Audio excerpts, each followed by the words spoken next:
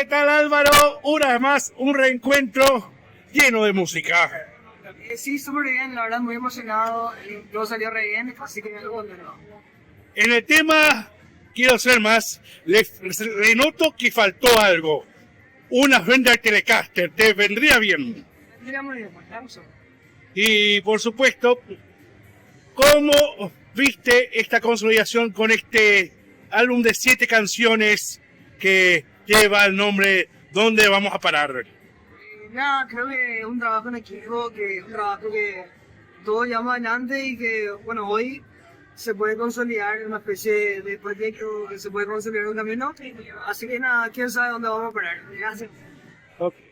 Tío Rancho, ¿cómo estás, hermano? Gracias por venir a cubrir el concierto. Estamos muy orgullosos de lo que pasó.